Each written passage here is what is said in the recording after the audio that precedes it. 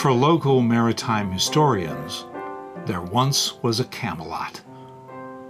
During a brief stretch in the mid-1930s, the sailing ship St. Paul served as Seattle's first and only floating nautical museum, ideally situated on the freshwater side of the Ballard Locks. Built in Bath, Maine in 1874, the 228-foot-long vessel with a soaring 150-foot mainmast was reasonably swift for its size. The St. Paul crossed the Atlantic in just 16 days and sailed between San Francisco and New York, rounding Chile's Cape Horn in a brisk 103 days. After hauling cargo between Britain, America, and the Far East for nearly 3 decades, the elegant, square-rigged craft, identified by Bremerton Maritime historian Michael Mjelde as a downeaster, was consigned to service between Alaskan Canaries and Seattle until its banishment to Lake Union in 1924 with other relics and obsolete tall ships destined for the scrap heap. Only the timely intervention of a local band of fervent maritime and marine enthusiasts saved the St. Paul from demolition. Founded in 1928, the Puget Sound Academy of Science dedicated itself to the diffusion of scientific knowledge by means of publications, expeditions, and exhibits.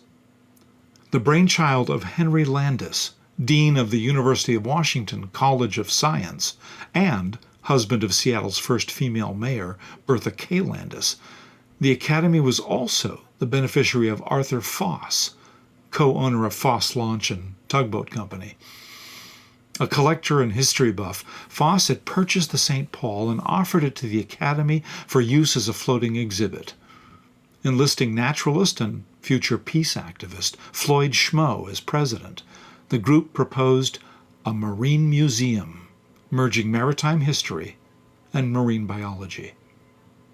Schmoe's promotional booklet asserted that the restored St. Paul would serve as the museum's chief exhibit. Nothing will be placed on her deck or in her cabins which was not there when she was still in service. Below the main deck would be ample room for exhibits of primitive and historical boats and the story of man's development of the ship. Another lower deck would include a saltwater aquarium with marine life from the waters and shores of Puget Sound. The Marine Museum and Aquarium opened June 16, 1934, and welcoming thousands of visitors to its Ballard berth, admission $1 for the next 2 years.